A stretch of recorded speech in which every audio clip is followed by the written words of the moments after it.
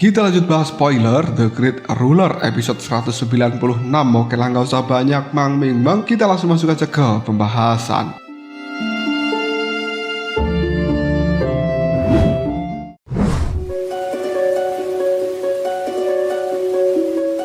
Di dalam istana surgawi kuno yang dipenuhi reruntuhan dan juga jejak pertempuran masa lalu, berbagai ahli muda terkuat dari benua Tianluo sedang bersaing untuk mendapatkan warisan dan juga kekuatan besar. Di sebuah pulau batu terapung yang terpencil, muncul seorang pria berambut merah dengan aura panas yang mengerikan. Setiap langkahnya melelehkan batu lava. Saat melihat pilar cahaya keemasan membumbung tinggi ke arah langit, dia langsung menyadari bahwa seseorang murid naga emas yang baru telah terlahir. Dia sempat menduga bahwa orang itu mungkin adalah Su Qingyin, namun memilih untuk tidak terlalu memikirkannya dan melanjutkan perjalanannya. Dan orang ini adalah Su Yan. Di tempat lain, seorang jenius bernama Garuda dari Istana Iblis Suci sedang berhadapan dengan seorang wanita misterius yang juga berhasil mendapatkan status murid naga emas. Garuda tertarik dengan kecantikan dan juga kekuatan wanita itu. Dia lalu mencoba mencari tahu identitasnya, namun wanita tersebut sangat dingin dan memperingatkan Garuda agar berhenti mengikuti dirinya. Ketika pilar cahaya keemasan muncul dari kejauhan, perhatian dari mereka berdua tertuju ke arah sana. Garuda terkejut karena berarti ada murid naga emas baru yang telah terlahir. Sebelum pergi, wanita misterius itu melancarkan sebuah serangan mendadak sebagai peringatan untuk Garuda. Meskipun berhasil menahannya, Garuda menyadari bahwa wanita ini sangatlah kuat dan berasal dari latar belakang yang luar biasa. Setelah wanita misterius itu menghilang, Garuda teringat akan misi penting yang diberikan Raja Iblis Suci. Dia harus bisa menemukan seseorang yang juga mengembangkan tubuh abadi matahari agung. Dengan mengalahkan orang ini dan juga melenyapkan orang tersebut, Garuda akan bisa mendapatkan metode untuk bisa mengembangkan tubuh sucinya ke tingkat yang lebih tinggi. Sebuah niat jahat muncul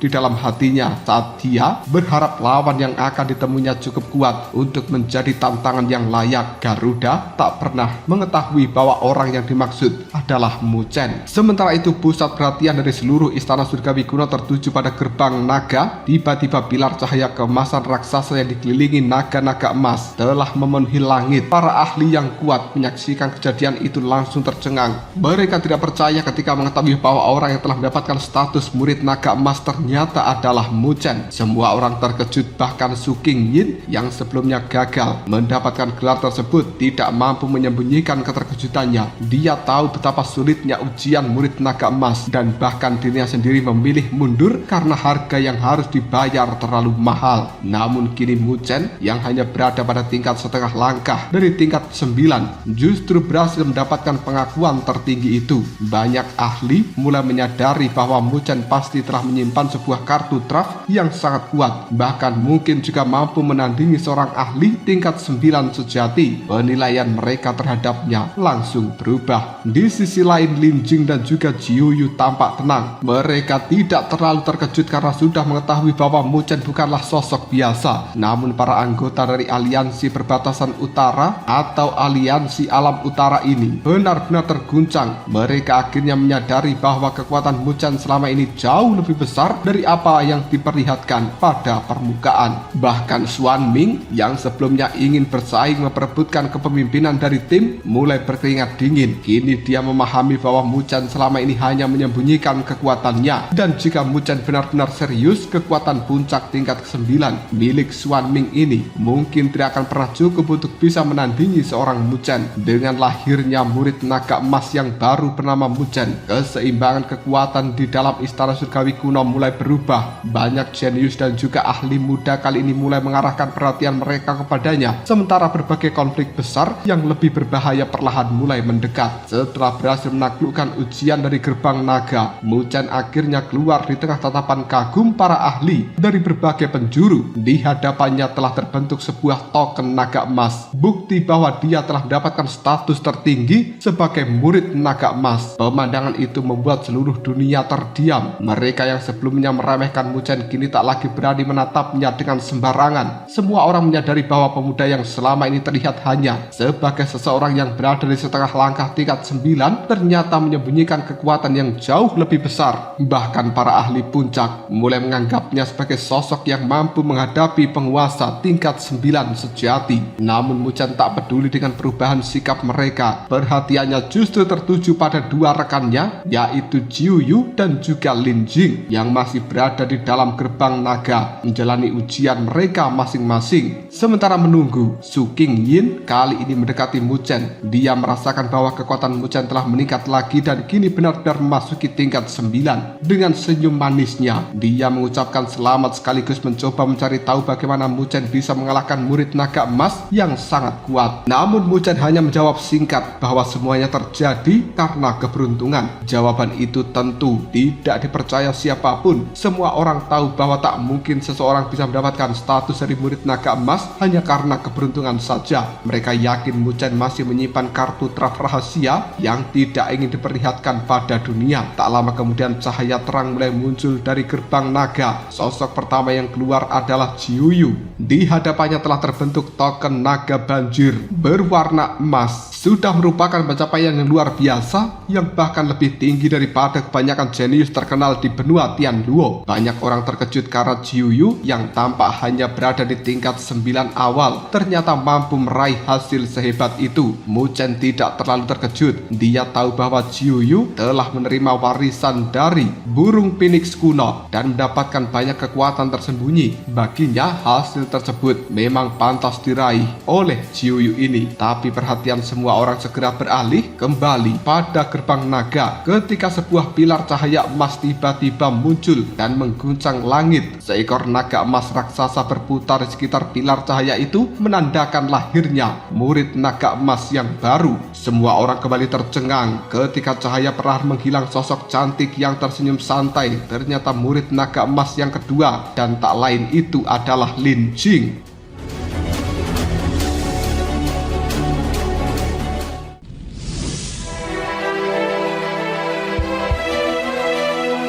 Kejadian tersebut membuat seluruh ahli terdiam. Mereka tak pernah membayangkan bahwa kelompok Muchen mampu menghasilkan 2 murid naga emas dan 1 murid naga banjir emas secara sekaligus. Kini mereka sadar bahwa trio Muchen bukanlah kelompok biasa. Bahkan Su Qingyin mulai merasa waspada. Dia mungkin masih percaya diri menghadapi mereka satu persatu. Tapi jika Muchen, Jiuyu, dan juga Lin Jing bertarung bersama-sama, bahkan dirinya harus berpikir 2 kali. Ketika Muchen memuji pencapaian dari Lin Jing, gadis cantik ini dengan santai mengungkapkan bahwa boneka roh es miliknya bahkan sempat kesulitan menghadapi murid naga emas, dan pada akhirnya dia sendiri yang harus turun tangan untuk memenangkan pertarungan. Mendengarkan hal itu, Muchen semakin yakin bahwa kekuatan asli dari Lin Jing sangat mengerikan. Sebagai putri kecil dari penguasa alam bela diri yaitu Lindong, dia ternyata menyembunyikan kemampuan yang setara dengan ahli di tingkat kesempurnaan 9. Setelah seluruh anggota aliansi dari alam utara menyelesaikan ujian mereka, hasil mereka tampak biasa-biasa saja jika dibandingkan seperti trio Muchen. Bahkan Xuan Ming yang sebelumnya menyombongkan diri kini telah kehilangan kepercayaan, dan dia benar-benar melihat perbedaan kekuatan yang sangat besar. Tak ada lagi yang berani menentang kepemimpinan dari Muchen. Melihat semuanya telah selesai, Muchen memutuskan untuk melanjutkan perjalanan.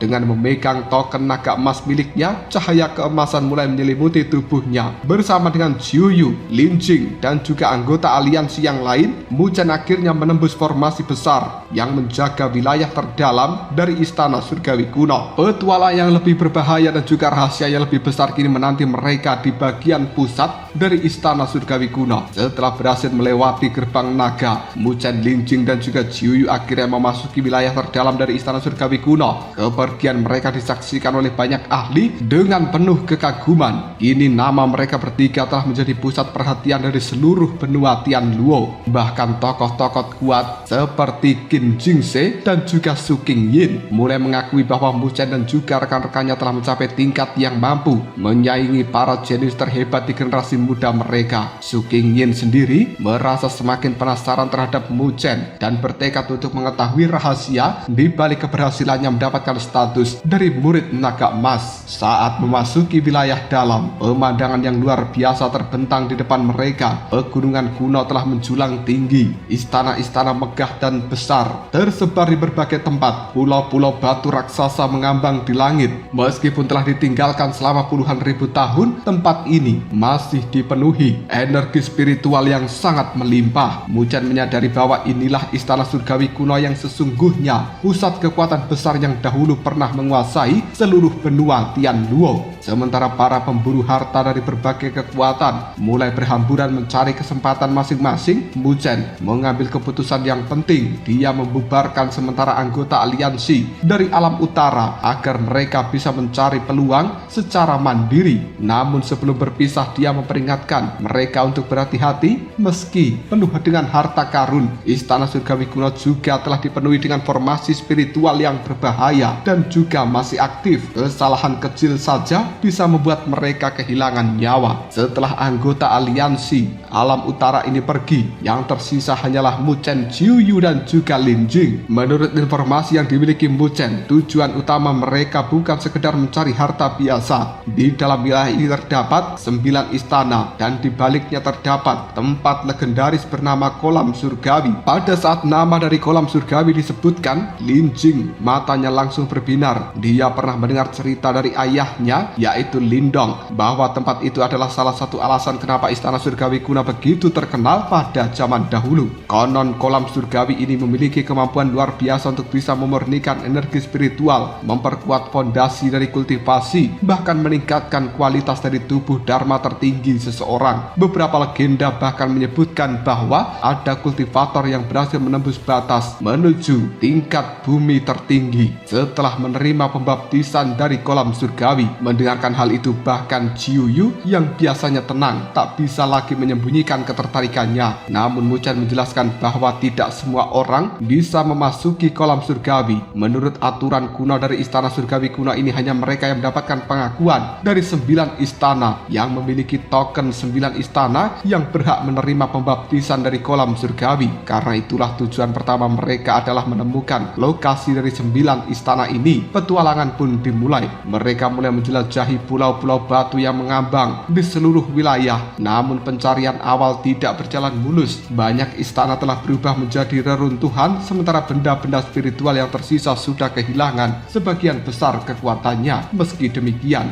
dari jejak-jejak kerusakan yang mereka lihat, Mujang menyadari bahwa pertempuran yang menghancurkan istana surgawi kuno dahulu pasti sangat mengerikan.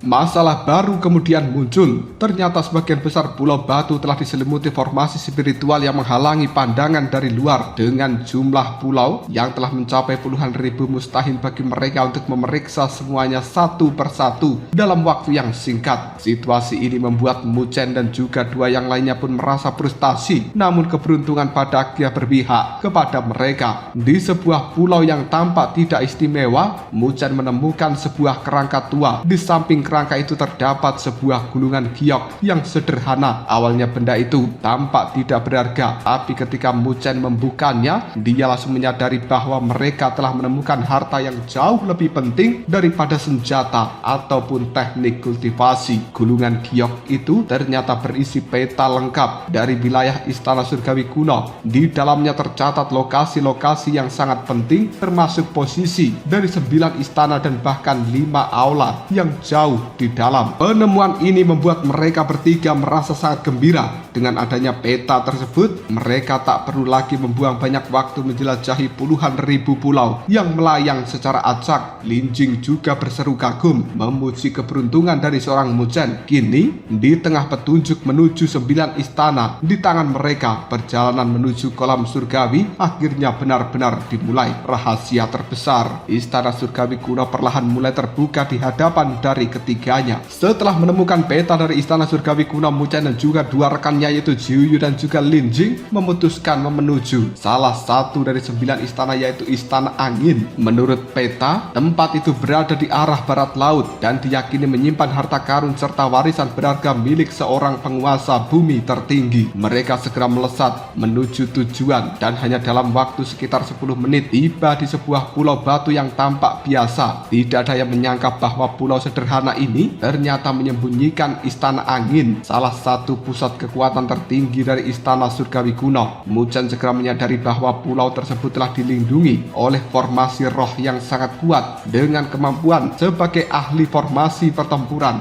dia meneliti kelemahan dari formasi itu dan berhasil membuka celah untuk masuk. Lin Jing dan juga Jiu Yu mengagumi betapa bergunanya kemampuan Mu Chen dalam menghadapi tempat-tempat seperti ini. Begitu melewati celah, pemandangan pun berubah total. Pulau yang tadinya tampak kecil kini menjadi pulau raksasa dengan aula-aula megah, menara batu, badai besar yang mengelilingi. Aula utama di tengah pulau, inilah wujud asli dari Istana Angin. Namun suasana di sana terasa aneh. Tidak ada reruntuhan seperti tempat-tempat yang lainnya yang telah mereka kunjungi. Semua bangunan masih utuh, seolah-olah waktu berhenti puluhan ribu tahun yang lalu. Tapi mereka menemukan banyak kerangka dan juga para ahli kuat yang telah tewas dengan ekspresi terkejut dan juga ketakutan di wajah masing-masing. Mu Chen kemudian mendongak ke arah langit, melihat jejak gelap samar di kejauhan. Dia menyimpulkan bahwa pada masa lalu ras jahat asing telah menyerbu tempat ini melalui celah tersebut. Kemungkinan besar seorang kaisar iblis yang sangat kuat telah memusnahkan seluruh penghuni dari Istana Angin dalam sekejap. Lin Jing menjelaskan bahwa kaisar iblis termasuk sosok terkuat di antara ras jahat asing pada zaman kuno. Pertarungannya melawan kaisar surgawi kemungkinan berakhir dengan kehancuran dari kedua belah pihak sehingga istana surgawi kuno pun runtuh. Meski suasana mencekam, tujuan mereka tetap jelas, mencari token dari penguasa Istana Angin. Mereka menuju aula utama di tengah pulau, tetapi perjalanannya tidak mudah karena banyak formasi roh tersembunyi yang masih aktif. Mu Chen harus bergerak hati-hati agar tidak memicu jebakan yang berbahaya. Setelah sekitar 10 menit mereka tiba di depan aula utama yang dikelilingi oleh badai biru tua. Mu Chen segera menyadari bahwa badai biru tua itu bukan fenomena biasa, melainkan formasi roh tingkat Grandmaster yang sangat kuat. Jiu Yu dan juga Lin Jing sedikit tegang karena jika formasi itu menyerang langsung, mereka mungkin tidak mampu bertahan. Mu Chen pun menjelaskan bahwa menghancurkannya secara paksa sangat mustahil dilakukan, tapi dia akan mencoba menemukan celah dalam perubahan formasi tersebut. Mu Chen kemudian mengambil posisi duduk bersila, mulai menyusun sebuah segel roh satu demi satu, dan segel-segel itu menyatu dengan ruang yang ada di tempat sekitar aula, menyebabkan badai biru mengamuk. Kekuatan petir bergema di seluruh area. Tekanan spiritual yang muncul begitu besar hingga membuat Jiu Yu dan juga Lin Jing merasakan sebuah ancaman yang nyata. Namun Mu Chen masih tetap tenang. Setelah beberapa saat menganalisa perubahan formasi, dia menggunakan setetes cairan merah untuk memicu reaksi tertentu dari formasi roh ini. Perlahan, sebuah retakan kecil terbentuk pada perisai cahaya di depan aula. Tanpa membuang banyak waktu, Mu Chen memimpin melalui celah itu, diikuti Jiu Yu dan juga Lin Jing. Sesaat setelah mereka berhasil masuk, retakan kembali menutup seolah tidak pernah terbuka. Akan tetapi, tepat setelah mereka memasuki aula, ruang yang ada di belakang dari ketiganya mulai bergetar. Sebuah kaki berwarna merah perlahan muncul dari celah ruang, menandakan bahwa ada sesuatu yang sangat berbahaya mulai mengikuti jejak mereka.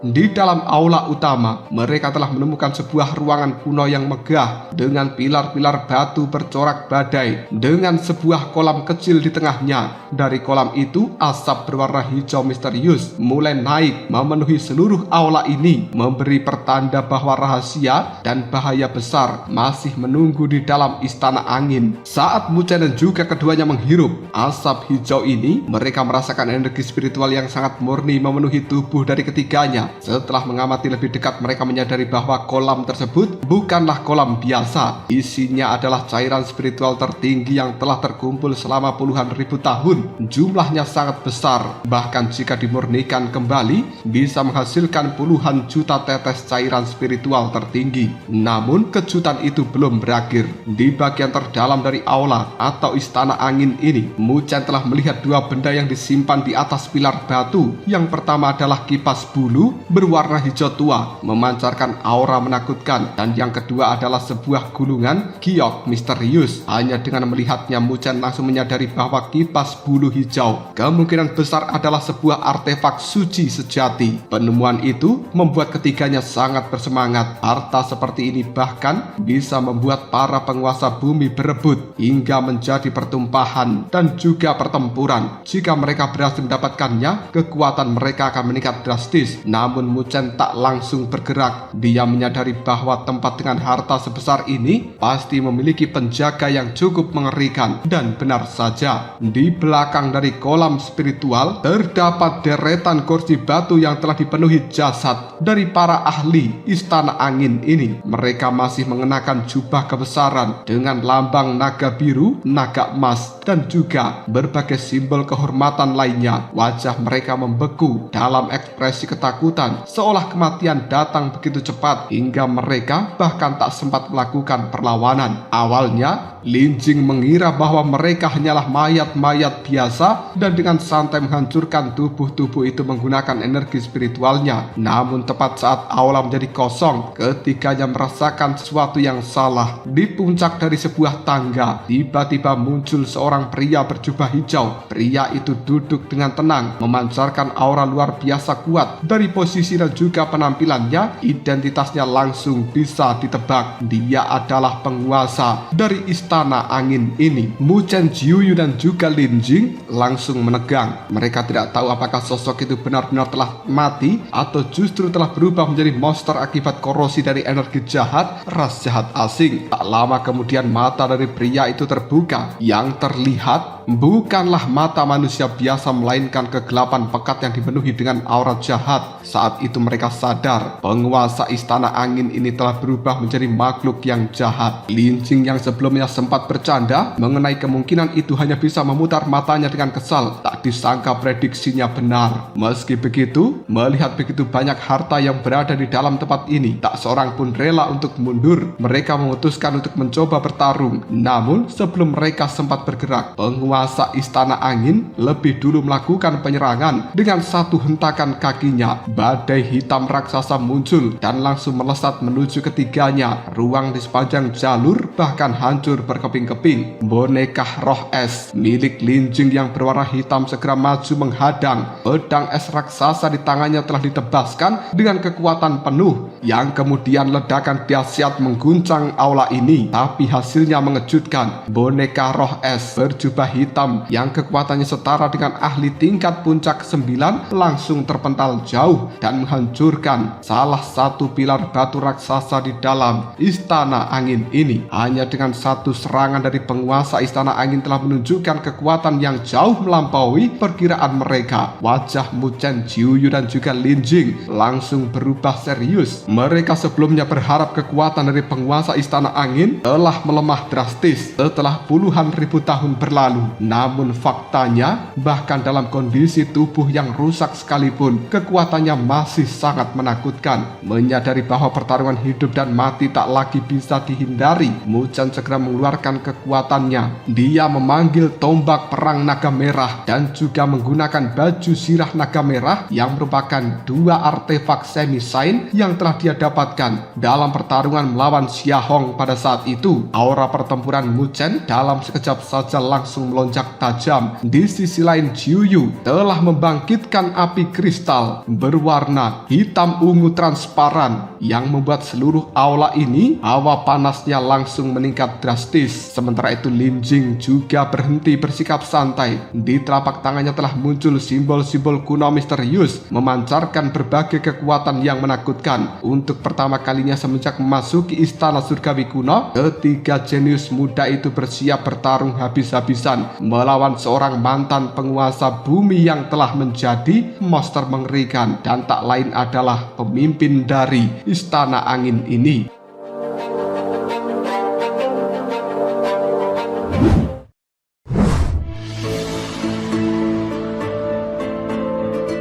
Dan pertarungan besar untuk memperebutkan harta dari Istana Angin pun pada akhirnya dimulai. Mu Chen, Jiuyu dan juga Lin Jing bersama dengan boneka roh es. Mereka telah melepaskan aura kekuatan menakjubkan, menciptakan tekanan besar yang mampu menahan aura jahat milik dari penguasa Istana Angin. Menyadari dirinya sedang dikepung, penguasa Istana Angin telah berubah menjadi makhluk jahat mengeluarkan raungan mengerikan. Energi jahat di dalam tubuhnya semakin membesar, bahkan seluruh aula menjadi bergetar. Mu Chen menjadi orang pertama yang melakukan penyerangan dengan tombak perang naga merah di tangannya. Dia melesat seperti kilat dan melepaskan serangan tombak itu dengan cara yang sangat kuat untuk bisa mengalahkan seorang ahli yang setara dengan puncak tingkat ke-9.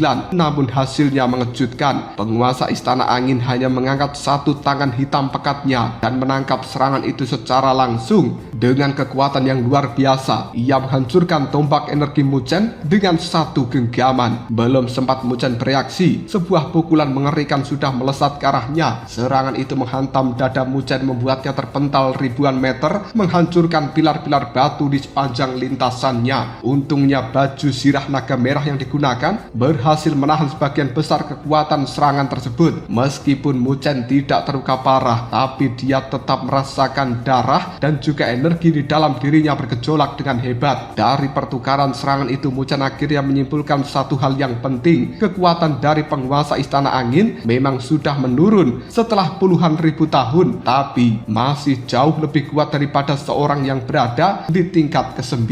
Untungnya dia belum mencapai level dari bumi tertinggi yang sebenarnya jika tidak maka mereka tak pernah memiliki peluang untuk bisa menang. Namun bahkan setelah mengetahui hal itu, situasinya tetap berbahaya. Dalam sekejap penguasa Istana Angin kembali muncul di depan dari Mu Chen, menyerang kepalanya dengan telapak tangan yang mematikan. Pada saat kritis ini, boneka roh es milik Lin Jing pun turun tangan, menahan serangan itu dan memberikan Mu Chen sebuah kesempatan untuk menghindar. Menyadari bahwa pertarungan tak bisa dimenangkan dengan serangan biasa, Mu Chen akhirnya mengaktifkan salah satu kartu traf terkuatnya. Cahaya emas meledak dari dalam tubuhnya, dan kini tubuh abadi matahari agung muncul di belakangnya. Sosok raksasa emas itu melepaskan hujan pukulan yang mengguncang seluruh aula. Setiap serangannya mengandung kekuatan luar biasa dan terus menghantam penguasa Istana Angin tanpa henti. Untuk pertama kalinya tubuh musuh terdorong mundur. Meskipun begitu, makhluk jahat ini masih belum menunjukkan tanda-tanda kehancuran. Melihat kesempatan itu, Jiuyu segera menyerang. Api abadi ungu hitam yang ada di tangannya langsung menyapu tubuh dari penguasa Istana Angin. Api suci tersebut ternyata mampu menekan energi jahat yang telah menyelimuti tubuh dari sang lawan. Sesaat harapan muncul dalam hati, namun harapan itu tak mampu bertahan lebih lama. Energi jahat yang jauh lebih besar tiba-tiba meledak dari dalam tubuh penguasa Istana Angin. Energi hitam pekat langsung memadamkan api milik Jiuyu, menghapus seluruh keuntungan yang baru saja mereka dapatkan. Situasinya kembali berbalik, tak memberikan kesempatan pada lawannya. Penguasa Istana Angin mengumpulkan energi hitam menjadi pedang raksasa membelah ruang angkasa. Serangan mematikan itu langsung mengarah pada Jiuyu. Melihat bahaya yang telah mendekat, Lin Jing segera berteriak memanggil boneka roh es untuk melindungi Jiuyu ini. Di tengah pertempuran yang semakin brutal, ketiga jenius muda itu mulai menyadari bahwa mengalahkan mantan penguasa Istana Angin tidak semudah yang mereka bayangkan. Pertarungan hidup dan mati sesungguhnya baru dimulai. Pada akhirnya pertarungan ini semakin memanas, dan ketika Jiuyu hampir terkena serangan mematikan,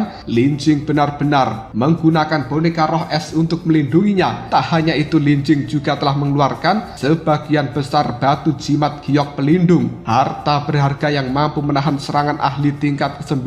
Batu jimat-jimat itu langsung menempel pada tubuh boneka roh es, membentuk lapisan perlindungan, dan ketika tebasan dari energi pedang hitam milik penguasa Istana Angin menghantam, lapisan pelindung itu langsung hancur satu persatu tapi kekuatan serangnya juga berkurang hingga akhirnya meninggalkan bekas pada baju zirah yang digunakan boneka roh es. Mu Chen dan juga Jiuyu terkejut melihat pemandangan itu dan mereka sadar setiap jimat yang digunakan Lin Jing bernilai sangat mahal. Bagi kebanyakan kultivator, satu jimat saja sudah dianggap kartu truf penyelamat nyawa. Namun Lin Jing menggunakannya tanpa ragu seolah tak ada habisnya. Dengan santai Lin Jing mengatakan bahwa dia memang sudah mempersiapkan banyak harta untuk perjalanan ke dalam istana surgawi kuno. Ia meminta Mu Chen dan juga Jiuyu berfokus pada penyerangan saja, sementara dirinya akan bertugas mempertahankan mereka menggunakan boneka roh es dan juga persediaan jimat yang ada. Mendengarkan itu, Mu Chen dan juga Jiuyu hanya bisa menghela nafas, mengakui satu hal, Lin Jing benar-benar sangat kaya. Strategi itu ternyata cukup efektif. Mu Chen dan juga Jiuyu mulai melancarkan serangan bertubi-tubi tanpa menahan diri. Gelombang demi gelombang energi menghujani tubuh dari penguasa istana angin, membuat orang itu terus mengaum kesakitan. Sementara setiap kali pedang dari istana angin menyerang balik, boneka roh es selalu berada di garis depan untuk menahan serangannya. Dan setiap kali perlindungannya hampir hancur, Lin Jing menggunakan jimat yang baru sebagai perlindungan. Karena penguasa istana angin sudah kehilangan kecerdasan,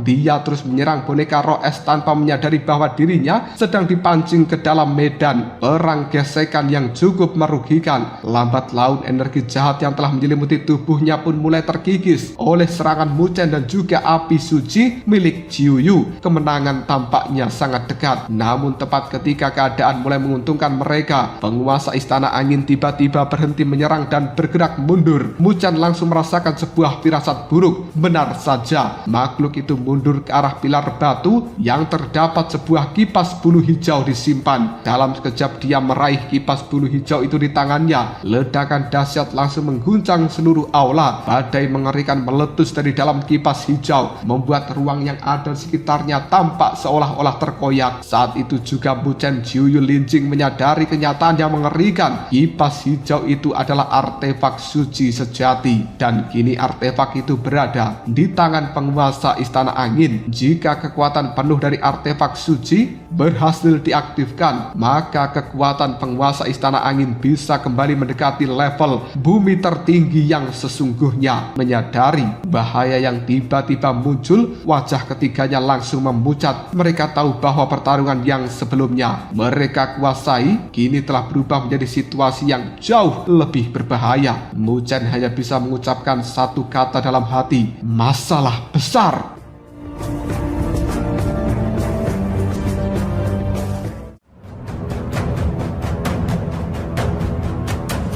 Lalu apakah yang akan terjadi selanjutnya? Mungkinkah Mu Chen, Jiuyu dan juga Lin Jing akan mampu mengalahkan penguasa istana angin ini yang telah mendapatkan kipas bulu berwarna hijau? Jika kalian penasaran, tunggu aja jawabannya di next video. Ngobrol sob.